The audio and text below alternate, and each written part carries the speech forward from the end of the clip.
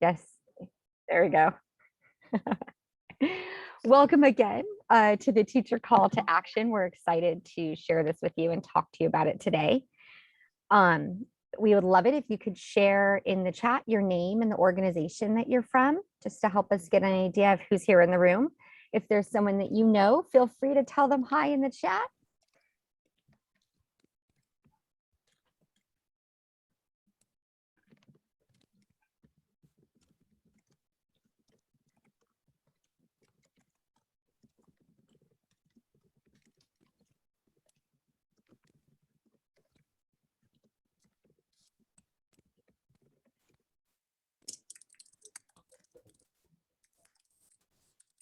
And in case you missed it, just so that you hear it out loud, the slides and recording of this will be sent at the end and be available to you.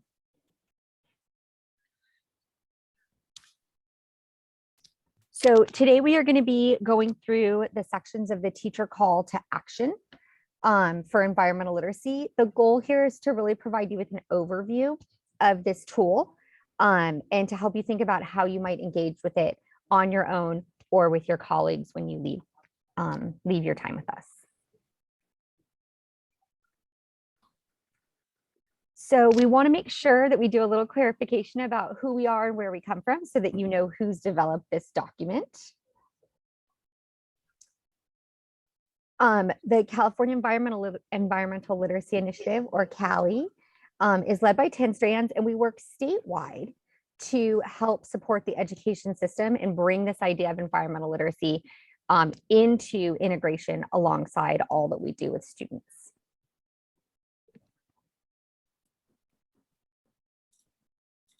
In particular, we are members of the County Office of Ed Innovation Hub of Cali. So we are made up of environmental literacy leaders from different counties around the state, and we work within our county offices to provide support to districts and schools to bring this environmental literacy lens to the work that they do.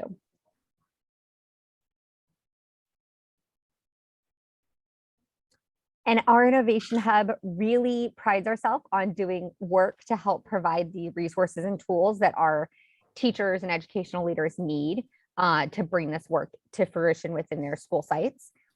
So we have lots of things that we've created collaboratively. We started off with a call to action for educational leaders, which is available on the Cali website. And that document is really lends itself towards leaders thinking about the LCAP and how environmental literacy lives alongside that work.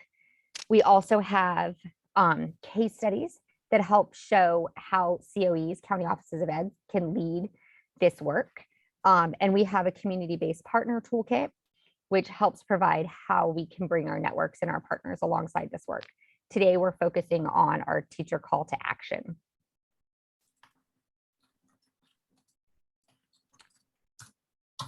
So our newest resource, this Teacher Call to Action for Environmental Literacy, is really designed to support educators as they begin to grow their efforts to integrate environmental literacy into their classrooms, into their schools, and into their districts. So you can see this QR code on the screen. If you want to just take a moment and go ahead and scan that, you should be able to get the call to action to pop up for you. And you're going to want that document because we'll be referring to it quite a bit today. And Katie just put it in the chat for you also.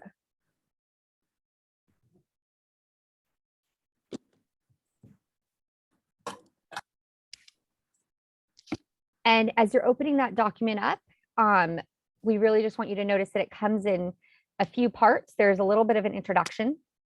And then parts 1, 2, and 3 are all built around helping provide some content and some background, and then ending with some reflection questions and some thinking about how you might move your work along.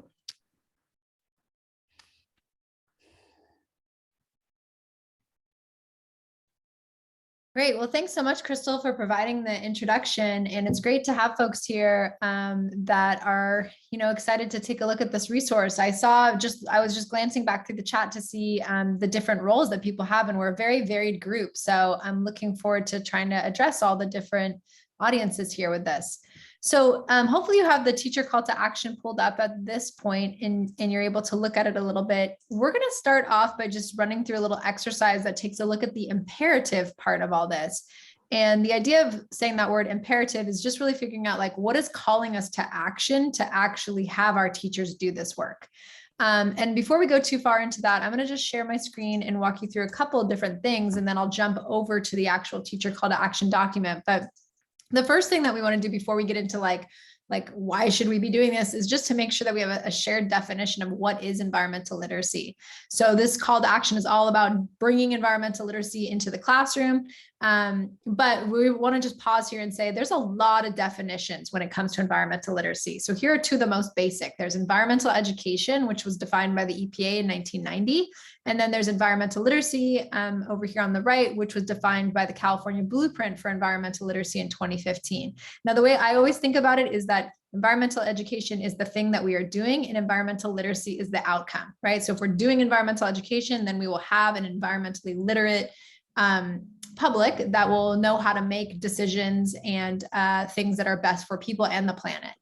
But like I mentioned, there's a ton of other definitions and terms. So I'll just make this a little bit easier to see. You can see here, there's like a lot of different words: environmental sustainability education, there's solutionary teacher and learning, there's climate literacy, there's garden learning, there's 21st century skills, there's experiential learning, project-based learning, and a whole bunch more, right? So all of these things are actually in the document. I'll see if I can find that section. They're all in the document. All these different definitions are laid out here. So you can get a better sense of it. And the reason we did that is just because there's a lot of different entry points then. And some of you might be already doing something that connects well to environmental literacy. Like it might be that your school already has like global competence is something that they really care about, or 21st century skills. And so that's an entry point then, because environmental literacy fits really well into that. Or maybe the science department in your school district or your school is really focusing on citizen science or inquiry-based learning. So all those things connect back to this. So now that we have that defined, I want to turn now to understanding the imperative. So again, here, I'm just going to go over to the document to walk you through a little bit about what we highly recommend people to do in this part of the document. So the question around why do we need environmental literacy really has a lot of different answers. So one is just this idea of having a moral imperative. So here in the document, we outline that there's a moral imperative to this generation of children and youth that have not had any like really responsibility for creating the environmental injustice and climate injustice that we are now dealing with. And so do a lot of other people who are completely disproportionately disadvantaged when it comes to environmental injustice and climate injustice. So we have that moral imperative there. I think that this quote really speaks volumes when you think about how it must feel to be a youth or a child today, and to try to balance all your emotions around like, oh my gosh, I'm hearing the world is going to end because we are having an environmental crisis and a climate crisis and a war and these and this and that. And then they're like, but I'm supposed to do my math homework. Like, good luck, right? So a lot of kids are really struggling with that. And so that kind of connects back to this moral imperative. But beyond the moral imperative, we have a curricular imperative. So we actually have the environmental principles and concepts that are meant to be taught at every single grade level in all subject areas. And so that's something that a lot of people are not aware about in their school districts. They're not even aware that these environmental principles and concepts exist and that we're supposed to be doing that and weaving that through a bunch of different subject areas. So here you can see a little bit of a timeline of some of these imperatives and how they connect back to like laws and legislation and things that we're supposed to be doing in the classroom. So that's a little bit about the imperative, but moving on as well, we feel like this is really well connected to college and career. We're seeing that green careers and careers related to sustainability and climate change are the fastest growing part of our economy right now. And so that's something that we really want to make sure every kid has access to. And we're also seeing our colleges like double down, if not triple down, on the idea of doing sustainability and climate literacy, specifically in the UC and CSU system. We're seeing they are really, really committed to this. And many of those schools have actually made a general ed requirement related to sustainability. So preparing our students for college and career means talking about these things in K-12. I also feel like this last one here is really, really important, which is just this idea that kids, all of us are experiencing climate change. So we're all experiencing the disasters of climate change. And therefore, we need to be talking about it with our students. So when our kids experience wildfire season and drought season and high heat and all those different things, they're experiencing climate change. And so we're doing a disservice if we're not talking to them about it. But beyond that, climate change then also disrupts our ability to teach and to do that properly. And so we want to be paying attention to that. So there's a lot of imperatives that really come into this work. Last thing here is in this section, it talks about what does the research say about environmental literacy. So there's a lot of public opinion that people are not aware has really shifted towards saying like, we want to see climate change be talked about in schools. And we want to see that like 60% of Americans are now alarmed or concerned about climate change. So we're not living in an era where this is, not being talked about. We're living in an era where people really do want to see this happen. And that may not feel true for all of you, and it may not feel true for your entire community, but that is a generalization across America. And so you can guarantee that there are people in your community who do want to see that happen, right? So those are just some of the imperatives. I want to just pause there and I'll stop sharing my screen for a second and just see what resonated with folks, and see what kind of those imperatives really jump out at you as really important or really well connected to your community. So just pause and give people a chance to put something in the chat box if one of those things really connected well with you or you think would work well for your own community. And we'll also invite people to come off mute if they'd like and just share out.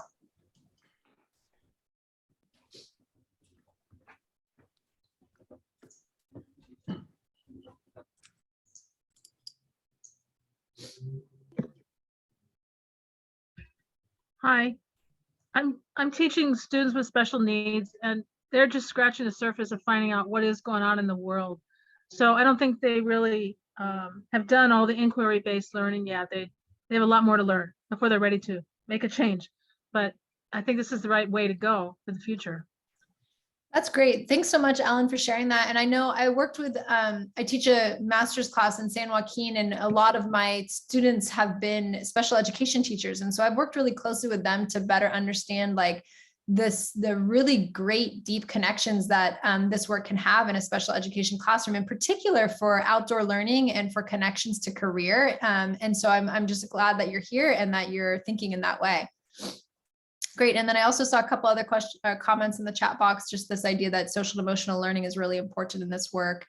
And that we have an obligation, right? So thanks folks for taking the time to take a look at that imperative. We do have the recommendation that if you do this with colleagues, that you sit and actually talk that out about like what feels right for our department, what feels right for our school community. So that's a way to use this with your colleagues as well.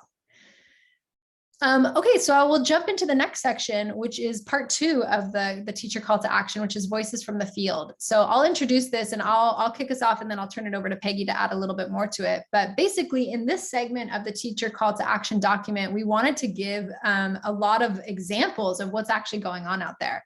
So we put together a bunch of case studies that are organized by grade band level. And some of those case studies come from where I work in San Mateo County, and other of these comes from UC Davis. So I'll talk a little bit about the San Mateo County ones, and then I'll turn it over to Peggy to talk about the ones at UC Davis. But oops, let me stop sharing for a second so I can go back to the document. So in terms of looking through these case studies, sometimes it can feel a little bit overwhelming to look at so many of them, but I'll just walk you through it so that you can get a better sense of how you might do this. So we put some reflection questions here on the side, which is like, where do you see your teaching or students in these case studies? What local phenomenon might be relevant to you? So it might help as you go into these case studies to think about, okay, well, what do I already do? And can I see myself in any of these examples? And if you don't, that's okay too. Maybe just check out a few, but hopefully you'll see something at least at your grade band level, or at least in kind of like a topic that might be interesting to you. So for San Mateo County, we organize this by grade band level, and then we do a lot of work in our teacher fellowship program. So most of these are coming from that, where teachers actually get to do some topical work. So they might be focused around like, I taught energy to my kindergarten class, or I taught food to my kindergarten class. Or here at the 3rd through 5th grade, another group said like, I taught waste. And it was actually a librarian in this case doing like a school-wide thing, but really targeted towards 3rd through 5th grade. Here in the middle school level, you can see it says what subject area they teach. So middle school science, 7th grade science, and 8th grade history teacher. And again, back to that topical thing that they taught. So I'm just going to click on one of them so you can also see it. This is Sarah Hartman, a second grade teacher. So this is like her own case study. So this is like her write-up of what it was like to participate in our fellowship program, what it looked like to do this unit with her students. And then, oops, where did it go? Oh, I see. It went directly to that. Okay. And then also she has a little video as well, if you want to actually hear her talk about the work that she did. So that's all available to you. And there's also examples from the high school as well. And here, this teacher in particular, I think is a great one for those of you who might teach in like an alternative school setting. This teacher works with incarcerated youth. And so that's a really great one to think about how to do this in, like I said, in alternative programs that are not always as obvious, right? So those are some of the ones that we have. I'll turn it over to Peggy now to share a little bit about the UC Davis ones. Thank you, Andra. I wanted to really sort of connect to what we were talking about with the first section on thinking about that imperative. So the case studies that we've included from the UC Davis Center for Community and Citizen Science are really looking at the research-based practices that deepen both content learning for students, looking at that environmental literacy piece and student academic outcomes, but also the practices that build on environmental science agency. So really giving students a sense that they're able to make changes within their own communities. So these K-12 case studies from the center highlight both the practices in formal and informal settings that have been shown to promote that development of student agency. And they look at how we can deepen students' understanding of environmental science content, but also make space for building students' identities as they begin to see themselves as real active participants and change agents as environmental stewards. These case studies look at practices that are effective in deepening content learning, science instruction, and environmental literacy as they promote environmental science agency. And if I can ask you, Andra, to just share your screen again of the document. And I want to show sort of how these case studies are structured. If you can just click on maybe like the Lost Ladybug Project, like the first one. So similar to the way the case studies from San Mateo County Office of Education were set up, the beginning is just a framing of understanding the setting. Again, some of these are from formal K-12 classrooms and some are from informal settings, but the beginning just frames the project itself, the duration, the location, that type of thing. But then we get into key practices. Thank you. And so the key practices are really focusing on that research-based framework that has been, those practices have been proven to deepen both content learning as well as that environmental science agency. And so each of the case studies really breaks down what those key practices are, so that even if you are applying this to different content areas or different grade levels, those key practices have been researched in K-12 settings. So they are applicable to all grade levels in both formal and informal settings as well.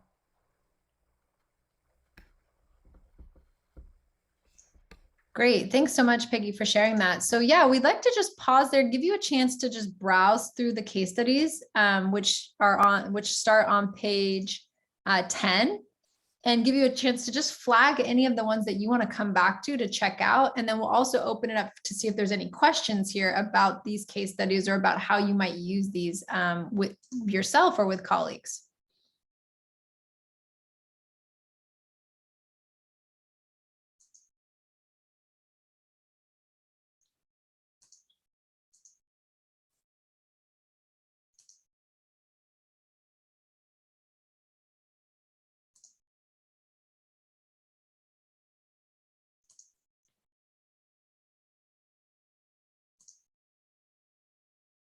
And then the last thing that we'll share, if there's no questions or comments about that, the last thing I just wanted to show is at the very bottom of those case studies, you'll see there's a little section that says, there's a little section here that says additional voices from the field. So there's also other stories that you can go to if you want to jump out from here just to see like different news articles or different blogs, a lot of these featuring teachers. But really our suggestion for this section is that like flag a couple that seem like relevant to you, and then spend some time reading through them, watching some of those videos, and just kind of go through these questions of thinking about how do these case studies, like what are some of the phenomena that you see in them? What are some of the ways that these folks brought in community-based partners into their classrooms? How might your own students give back to the community and do some service learning? A lot of these have that like civic component in them. Or thinking about like yourself in your own teaching practice, if you were to create a case study of your own work, what would you put in there and how might you share that out to your own school or community? So those are just ways to think about how to reflect on that. And oh yeah, great. So hopefully somebody was able to share that. Those case studies are in they start on page 9 of the link that was just shared in the chat box, and they go all the way down to page 12. So that's like part 2 of the teacher call to action. Great. Well, I'm going to pass it over to Katie then to take us through part 3. Thanks. Let me go ahead and share my screen. So you've had conversations around kind of why you want to do this, what your imperatives are. You've got to see some of the ways that teachers have been doing that, and you're on board and you're like, awesome sauce, let's do this work. Part 3 is then your part. This is really, we wanted to lay out a roadmap for environmental literacy instruction, and knowing that there'd be all sorts of different ways that you could onboard yourself with this. Ooh, it helps if you click the right button. That first step is really, how do you want to identify that comfort zone? So either by yourself or working with a group of colleagues, you have to figure out where you're starting, and also thinking about that there's not one like correct place to onboard yourself in this. Everybody's in a different setting, different space. Some have been working with this for years and still want to push their thinking forward a bit. Others, you might be new to this. So taking that time to actually figure out where you are and what you're comfortable with and what you want to work on. So this would be that first step. And on that roadmap, we know that we wrote this all in a very linear fashion. We said a step 1, 2, 3, 4. It doesn't have to be.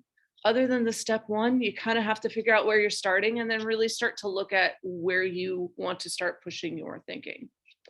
In each of these steps, you'll notice there are reflection and discussion questions that are at the end of each section. The second step, and we are going to give you some time to go into some breakout rooms and have a conversation around all this, but I did want to just kind of lay out a little bit of what these steps were.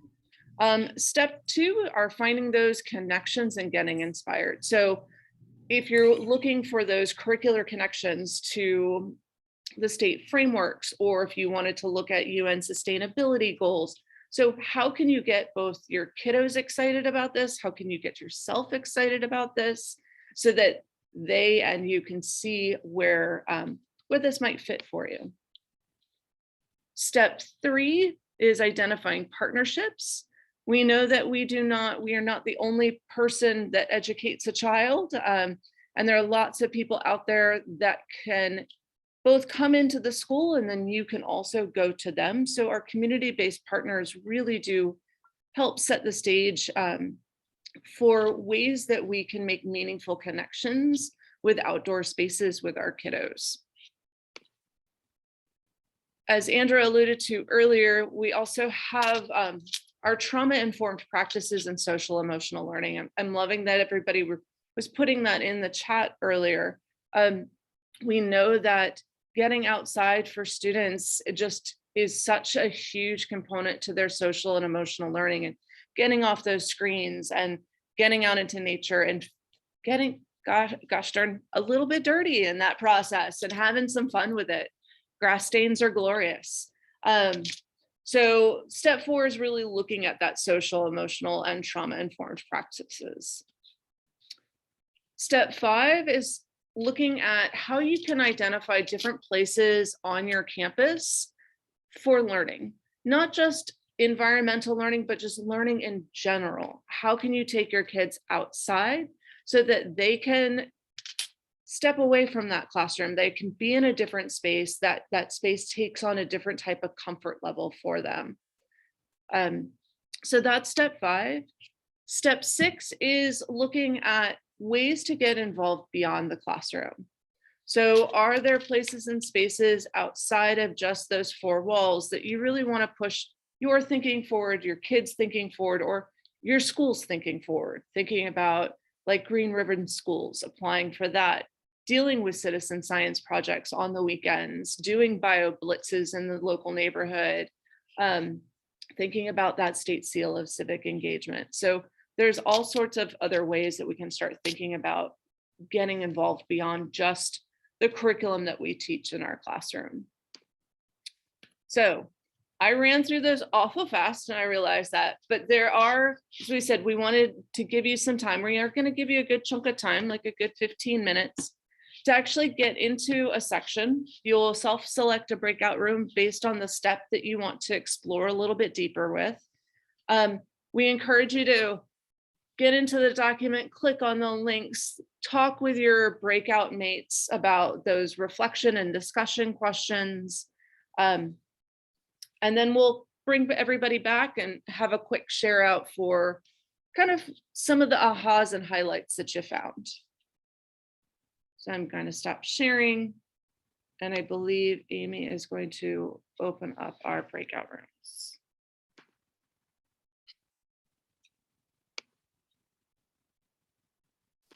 They are indeed open. Go ahead and join whichever one you're interested in, or let us know if you're having trouble getting into it.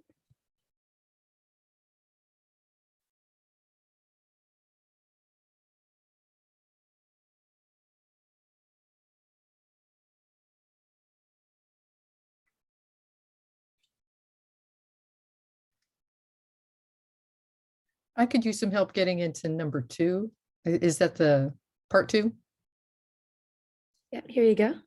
Thank you.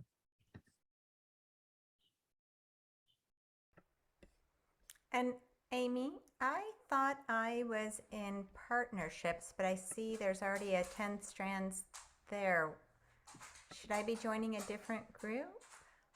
You're welcome to go there if you want, or I was Celeste looking is at our there. planet sheet, but I know, I saw that. I mean, Celeste is just here, so she happens to also be in that room. okay, You're perfect. welcome to go there also. Thank you.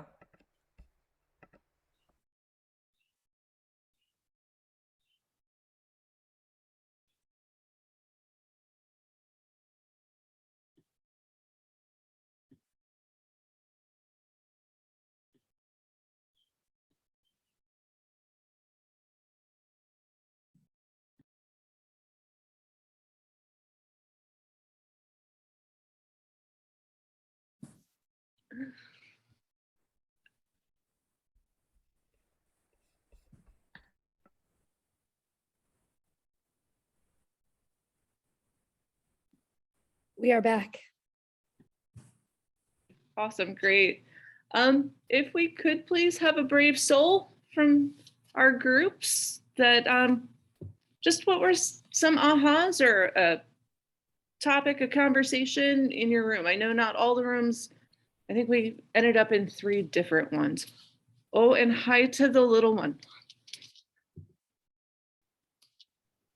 I'll share from my group. We were talking about socio-emotional learning, and a few of the things I wrote down in San Diego, they have had a child psychologist talk to teachers about talking to students about climate change, since it can be traumatic.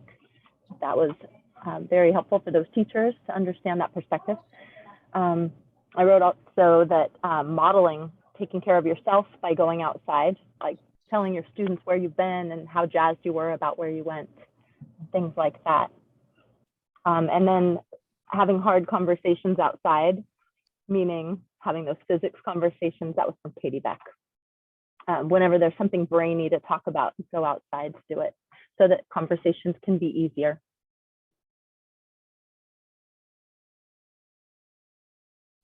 Thanks, Robin, for sharing from our group.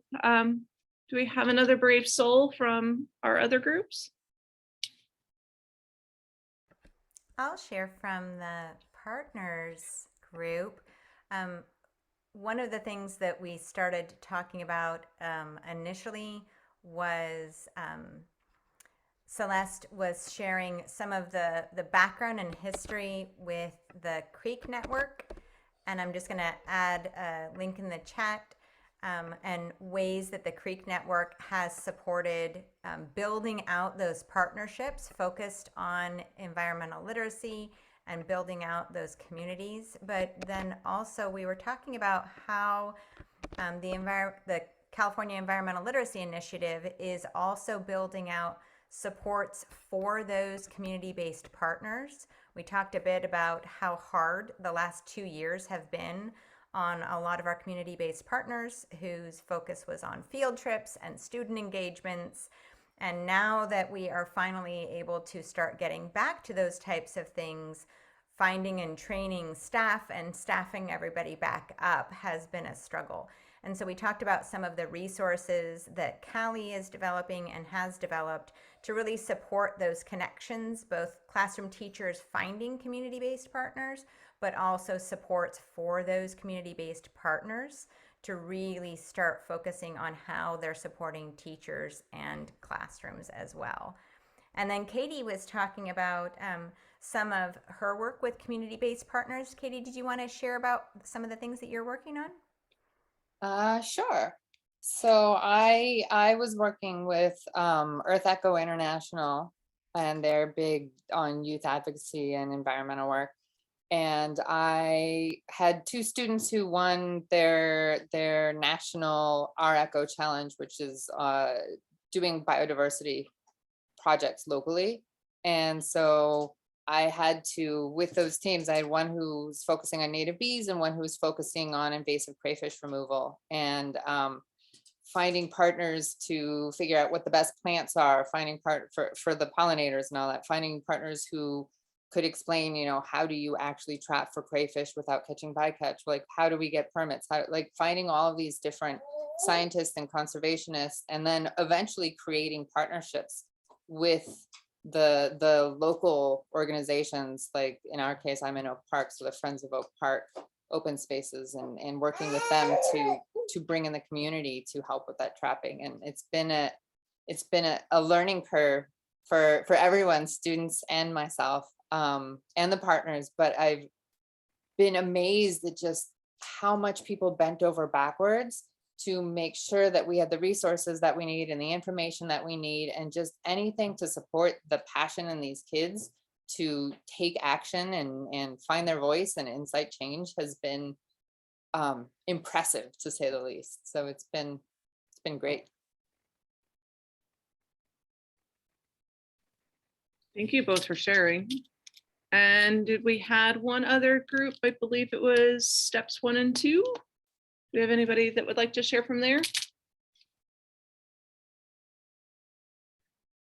I'll go ahead and share. We were lucky. Andra walked us through the continuum, and we had some teachers who have, you know, gotten a little bit past supplemental and or worked on that triple bottom. That was a good point to learn about in terms of people, product, planet. Thank you, Andra, for giving some clarity to that and what that meant.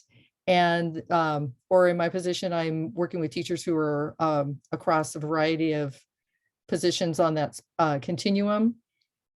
And then she was kind enough to draw for us a connection to the frameworks and how the EPNCs and the information that we're learning about here is included in those frameworks. So there are direct curricular connections.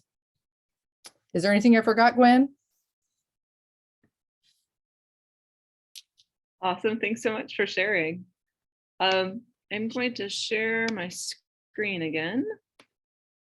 So we had our quick share out. Let's see if it will do this. My computer has not been liking me as of late. It's working. This is good. And we know that everybody's, there we go. at a different spot on that roadmap. Everybody has a different entry point. Everybody has a different thing that they want to explore. We saw that everybody went to different rooms and has their passion projects. And also it could be that it's you're working with a colleague and you want to help push their thinking forward a little bit. So there's different ways that you could engage in this work and different endpoints as well. One of the things we wanted to make sure that we did is we have a video guide and it's kind of like a self-guided tour of the document with pause points. So if you do want to take that back to your school site or to colleagues or want to push it out to other folks, there is a video guide that goes along with this.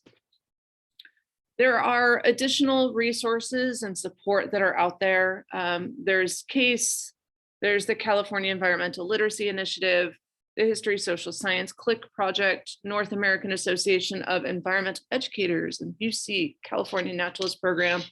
Goodness gracious. And there's so many more. These are all linked. So when you get an email from Amy tomorrow that has this video and has the slides, and you open up those slides, you can just click on any one of those that you have interest in.